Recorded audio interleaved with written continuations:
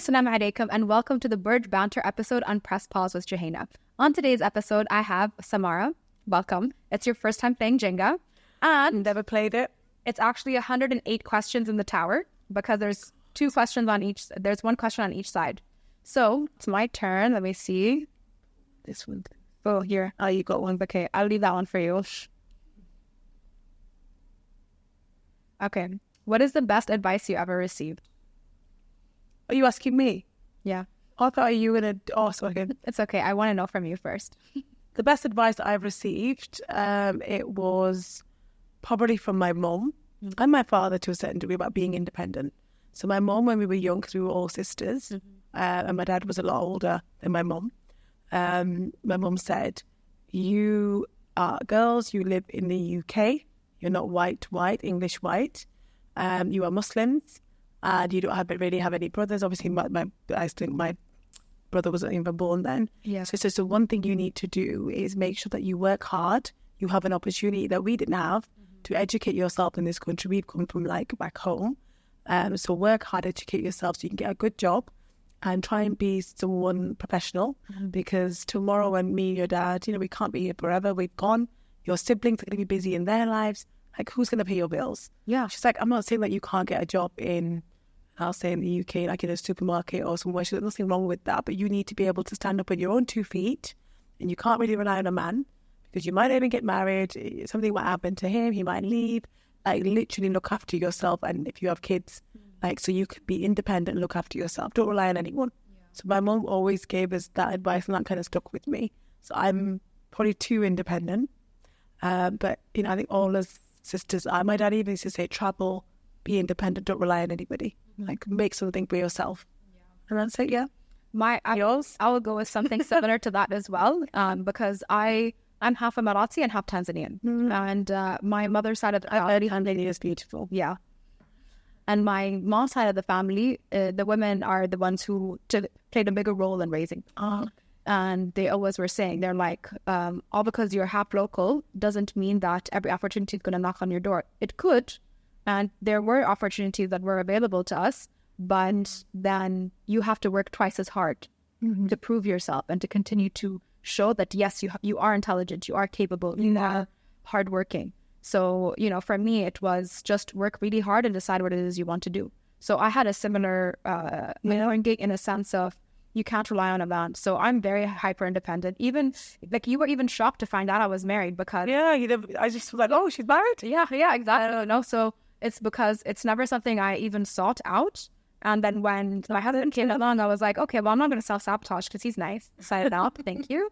So I know, yeah. So that's what it was. So as long as he understands that, yeah, that's the main thing. Because some men, they can't act it. Exactly. Everybody's different. So so the best advice for me was to rely on myself and stand on my own 2 feet. And that's exactly what I did. And, it's not just for myself, but it's nice that you've got my mom. You said to me, you looked after your mum and sister, so it's nice that you obviously had to take care of a lot. Yeah, exactly. So it wasn't just... So your sisters both younger than you, or you?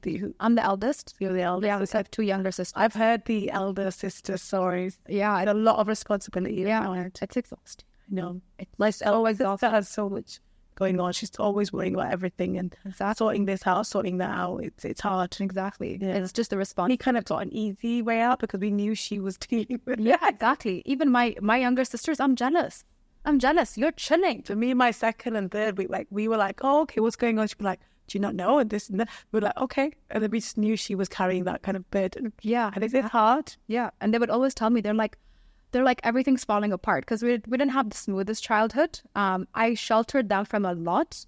So I hid a lot from them. So now as adults, they're like, oh, this happened. And I was like, yeah, well, it's actually always been that way. And they're like, what? Oh my God, same my mum, my sister. She's like, I didn't tell you guys, I protected you. Yeah. We were like, oh my God. I just want them to have a negative outlook on the person who was inflicting that on them. And they have there's a lot of things if you look online about big sister, kind of psychology and what you have to carry. I've seen that. Yeah. It's honestly so draining. So yeah, the best advice I would say relates to that because I'm strong, hyper independent. But then also, I've worked on myself with a life coach to allow others to help me when I need it. So I'm very selective with who I allow to help me. But I've learned to accept help. So that's also 2 sets of advice. Should we grab another one? Yeah. Oh, wow. Good job, Olin. That was very smooth. What's one habit you'd like to break and why haven't you yet? I would just say to like chill out a bit more and just relax and just try not to. You can't sometimes get everything done, and like just go with the flow a bit more. Yeah. I think just not kind of having too many, just being easy on myself a bit more. Yeah. For me, a habit I'd like to break is like overthinking. Like I overthink so much, and I never get. That's really, but I've heard that's kind. My husband is like, yeah, it's really exhausting. But I feel like I'm problem solving. With your kids, have you watched Inside Out too? no. You should watch it. Is it the cartoon about emotion? Yes. Yeah. So And they talk about like what they what they're going through and everything. So there's one emotion there called anxiety. Spoiler alert. And I was like, oh my gosh, that's me. And like, you know, she's all quirky and bright and orange and and I was like, oh, she's so proactive. She's like, she's planning ahead, and then it reaches a point where she's planning ahead so much and she's actually anxious about it. And then she spirals out and everything. I was like, oh, that's me. But you know, Annie, how do you know you're an overthinker? Because Do you get enough sleep? Do you like to think at night? Is it constant? Like, what is it that makes you know that you're an overthinker? I always want to know this. I feel like my brain doesn't switch off. I feel like I don't get to just... I can't sit and think of nothing. You know, like one of my favorite questions to ask somebody if I'm sat with them and it's quiet and we've had that moment of silence, and I don't mind sitting in silence. But I'm like, what are you thinking about? I'm just curious, like what's going through your head? And you know, my husband says nothing. Yeah. I was like, cool. And he said, in The Simpsons, there was like a scene where there's a monkey in his head. Oh yeah, always. And he's like, sure, that's literally that, but that's still something in my head, and I'm thinking of nothing. And I was like, it must be so nice. I know. That You've always got something in your head. So, for example, like I knew you were coming on the show today, so I was like, okay, it's season 5. I should change things up a little bit because I've answered these questions so many times. So if I have an avid listener, they're like, we know exactly what she's going to say, that she never forgives people. She doesn't give second chances. So the questions keep coming up and I'm answering the same ones. So to change things up for people who are tuning in often, I was like, okay, I need new questions. I need new this. Okay, this question is good. What am I going to put on? Then I'm like, okay, I need to focus on my self-care. Should I book a massage? No, I don't have time for that. And then, but this is Even thinking about the questions. Yeah. I'm like, did I set my alarm for the next day? And then I'm like, Alexa, set an alarm at this time in the bedroom. Okay, next, what am I doing? So I don't stop. I'm like, did I pack her goodie bag? No, I didn't. All right, I need to pack her goodie bag. Then I get overwhelmed, so I make a list. And then that list, I have a toggle button to prioritize what to do 1, 2, 3, 4, 5, and then I always did a list. So that's tight. It's constant. Yeah, and it doesn't end. And then I was like, oh, I have to. So with my full-time job, and I'm an air traffic controller, so I had to do my English language proficiency test. So I was like, okay, I have to go to Fujairah for that. So I was trying to book that appointment. They were like, nothing's available on the week you want to do it. And I was like, but that's the 1 week that I'm off. So I actually had to go yesterday. Oh, did you do it? Yes. Yes, I went yesterday morning, drove to Fujairah. I was like, wow, mountains are beautiful. That was the only good part of the drive. And then I had to do that. So I was like planning all of these things and it just didn't stop. And then while I'm driving, I'm listening to other podcasts and I'm like, oh, I really like how he asked that question. And then I make a mental note of it. So it never stops. I know it must be exhausting sometimes. Yeah. So prayer has helped me a lot. Yeah. Because when I pray, I have to focus only on what I'm never to get distracted. Yeah. And dhikr has helped a lot. And I've recently become a little bit more in tune with Islam again. Yeah. So praying has helped.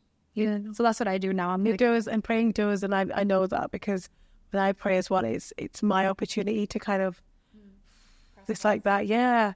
Like, and then you kind of sometimes you've got things in your heart or your head, you kind of just say in your dua to Allah, and then like that's it. I've kind of released it. So people do other things for mindfulness and relaxation. For us, that spirituality connection is important. It does help you. It does. It really helped calm down and recalibrate. And just reading things. My mum says that when you feel stressed and anxiety, just read something.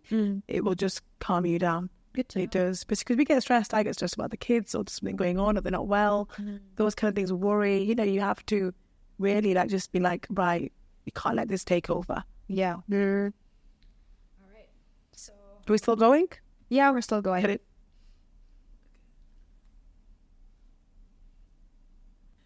So the one I've got is, what do you think people misunderstand about you? That's quite interesting. I think sometimes people probably think that I'm, maybe because of my job role and I'm quite busy, that, she maybe, is not that approachable and hasn't got time or she's, got a lot going on. But I'm actually very approachable. And if somebody wants time, I'll make time. If you ask me, I think I like to kind of be down to earth. I don't ever try to see myself above anyone. Doesn't matter what title you hold. Everybody, they're human. You just yeah. And my husband always says that it's really important to be down to earth because our kids will learn that as well. So some people feel very entitled to certain things. So we've seen that growing up. Doesn't matter which countries we lived in. And I think just to be humble and down to earth, and so I think people maybe misunderstand with my title that maybe they feel like I'm different to what I am. Yeah, your turn. For me, I'll answer the question on the other side of the block. So, what is something about you that most people wouldn't guess? Is that I'm really funny. Yeah, you are. Like when I'm not rolling and have a more serious, because I thought she's friendly because we've just spoken on messages and posts, but you are funny. Yeah, when people meet me in person, if the cameras aren't rolling and I'm comfortable to tell you things, so I'm actually really funny, and there are a lot of people who tell me that I should get into comedy, but people are not ready for it. They would be like, "You're now only Tanzanian." I think even sense of humor, it's such an important thing, and if you can laugh at yourself as well, that's really important. Yeah, and just you just get your jokes. I think it's good. Yeah, funny is good. You are funny. No, thank you. Yeah, because I'm very expressive as well. So, that's something most people won't guess about me, especially because of how serious my job is. Yeah, you are expressive, which is great. Yeah, exactly. Yeah. My job is serious, and then with the podcast, this is again your creative, expressive side. Yeah, exactly.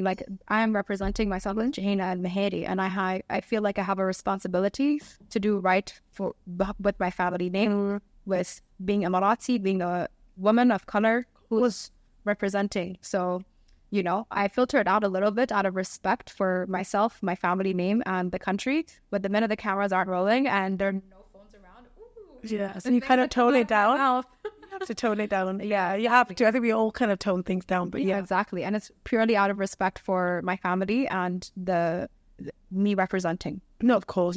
So yeah. And I feel like a lot of people are like that, especially Emirati women who I meet in the conference space.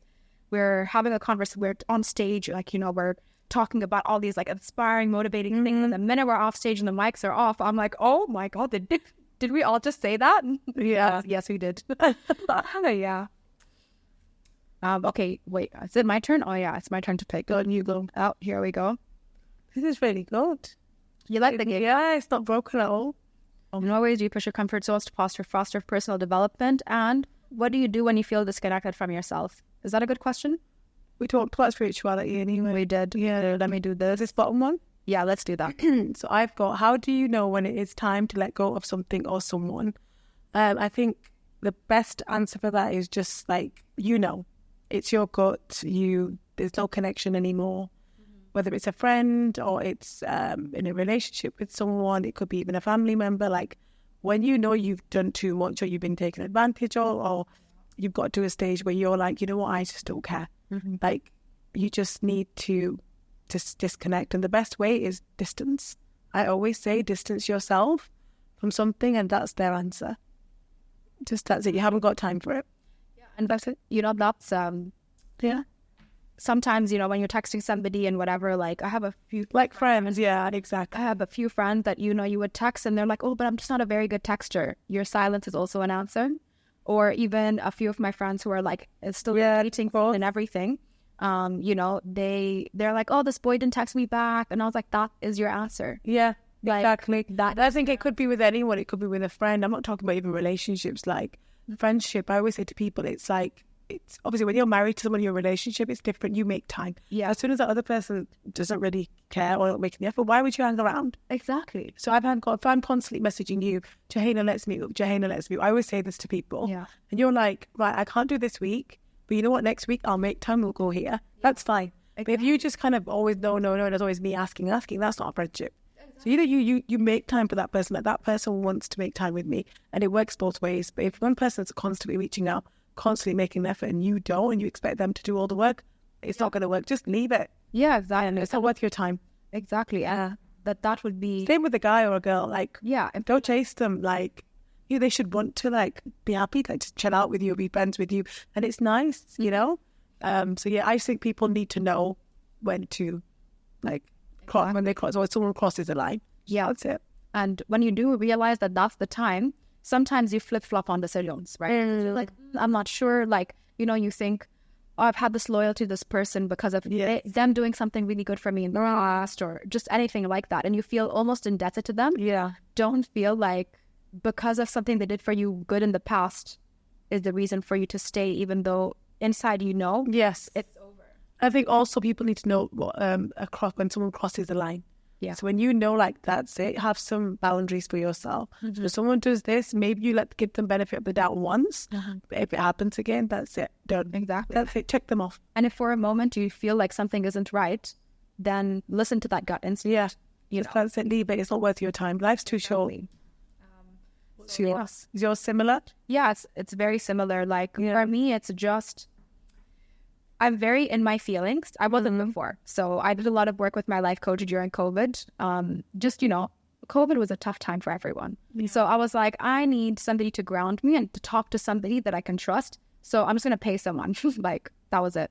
So I worked with my life coach, and then I realized, oh, I'm really in my feelings. I know what I like. I know what I don't like. And I was the biggest people pleaser on the planet. We worked that out. And then, like, anything the other person wants goes, even if I don't like, even if it's something as simple as where we're going to go eat, I'll be like, whatever you want. And I'm fine with it because I do eat everything, you know, that's why. Just a food you like food. Yeah. You know, so that's basically what it is. So whatever they wanted to do, I would go with. Whatever they felt like doing, I would go with. And then learning to say no was me really taking my power back. And a lot of people who are used to me being the yes girl were like, oh my God, what is happening? You know, exactly. So it's good you went through that and you recognized that. Exactly. So then, because they were not getting their way, they were like, oh, well, they didn't like it. So then they started to pull themselves away from me. And I was like, oh, what's happening? Because you weren't doing what they wanted. Yeah. So if you notice a shift and it's not nice and you try to talk to them about it and they still resist, because that's literally my lived experience, then be okay with letting them go. Yeah. You know? They're not for you, exactly. And another thing, which is much harder to do after, is to still treat them with kindness, because karma comes back to you. So even if they did you dirty in the end, it's all right, let it go. It's okay. Like, let it go and just forgive them. Like, if it's hard, you know, some people say, you know, just kindness kills a lot of things, and it does. It really does. Because that person will think, you know, I did so-and-so too, but she was okay about it. Yeah. She didn't really react. And you know what, like I said, you're right, karma. I always say to people, whether you believe in a religion or not, and as Muslims, we believe in it, but I think even if you don't, karma comes, what you do will come back to you, or to your kids. Like, it always will teach you a lesson. Exactly. So for me, it's just about still treating them with respect, even if that respect is me being silent toward you. Yeah, and that's silence is the best answer. Exactly. Yeah. And for them, I'm such a talkative person that if I go quiet, you feel it. Yeah, because you're quite in that kind of person, I think, and also you just switch off. Yeah, exactly. You're like, I'm either all in or all out. So. Yeah, like that person now. Exactly. Yes. Because I remember this was actually with somebody who I considered, and she was my sister. I loved her so much. She changed. And she changed on me. And then she even said, she's like, our priorities are different now, la, la, la. I said, our priorities are different. What are you talking about? Like, no. So then she was trying to have me as a halfway friend. Like, I'll still keep you around. And it was because, you weren't doing what she, Yeah, exactly. And, you know, it was still to keep a good tie with somebody with influence. Or if she literally said to me at one point, she's like, I know if I get into trouble, you can bail me out. So I was like, oh, so you just want somebody that you can call if you need something. It's kind of like, but not making the effort. Yeah, so she's trying to say that, you know, you're there also to be used. We're going to play speed Jenga. So we're going to play it as it's designed until it falls over. Okay. And then that's it. So what do? You keep building it? Yeah, so now we just keep taking bits and trying to put it on top without it breaking. Yeah. So what is the goal of this game? You try not to make it fall. So you try to build a tower as high as possible. Okay, so I've got one there. Good job. Good. You guys, you can do one there? Oh, yeah. So I'm all right with this, actually. Yeah, you are. It's actually a really good game to play. So my in-laws and I, we don't speak the same language. So I just took a tower of Jenga and we all played Jenga. Oh, yeah. Jenga is universal, so... What's their English like? It's a little bit broken. So actually, my biggest bond is with my 7-year-old nephew. Oh, Yeah. And also, they have a 1.5-year-old daughter. gosh, they all seem... Yeah, I don't think that... Oh, good job. Don't even touch it. So tell us a daily ritual you have that you recommend to others. I would say we touched about this as something to connect you for your own self, like spirituality. So for me, it's praying. So many people don't know I do pray. So that helps. And then just also making sure, making time for yourself, whatever thing, if it's getting nails done, that's your thing, or your hair, or your lashes. Yeah. Just get it done. Make that time for yourself as well. Having that spirituality as well. Exactly. For me, it's when I wake up, that's a moment for myself. So whether it's to get up and pray, that's the first thing I do, actually. If I wake up, I'll get up, do wudu, I'll pray, and then I'll do istikhara as well. You feel like your day's, like you started your day well, and exactly. you've started, yeah. So that's actually been my ritual. I'll pray Fajr, then I'll pray istikhara every day? I do istikhara every day because then Allah is guiding me the whole day. Really? He hacks. That's how I feel anyway. Really? No, I just do it kind of when there's something going on, like give me the guidance, but that's really interesting. Yeah, so it's actually a video I watched. It was on Instagram, Omar Suleiman. Yeah, he's really cool. I love listening to... I listened to him a lot about, he talked about kind of barzakh, and after that's when my dad passed away. So, no, I know, and I listened to it. He did some really good lectures about kind of what happens. It really helped. Yeah. The healing process. So what the video of his, it was a very short form video on social media. And he was saying, he's like... pray your 2 rak'ahs and pray istikhara, and imagine starting your day asking Allah to guide you. Instead of something bad happening and you're asking for that guidance. Just ask for that guidance anyway. So there have been a couple difficult decisions I've had to make recently that, and it's me saying no to stand my ground and to respect my own time. And before I would have been like, no, I'll do anything, whatever all these people need. And I just feel like praying the istikhara has helped. That's really cool. Guided me. And then when I have made the decision to say no to one thing, I've gotten something literally 10 times better. And you know that it's because of that kind of istikhara that you did. Exactly. Yeah, I've only ever done it when I've got something I need to decide on. Yeah. And that's what I used to do as well. Yeah. When I watched this video, I sent it to a few friends. You'll have to send it to me. I don't know, but yeah, I'll send it to me. I will. But he's good. He's definitely good. But yes, I think praying at the first thing of the day definitely sets your day off. I would definitely do it as day does. So everybody tuning in, thank you so much. Samara, I really loved getting to know you and meeting you in person. And you, I like getting to know you. Yeah, you're my first international guest, so I just feel so honored that you took the time. No, thank you. I know, but thanks for calling me here. Yeah, of course. It's literally my honor and pleasure. And for everybody tuning in, please remember to like, subscribe, comment, and let us know what you think of this episode. See you next week.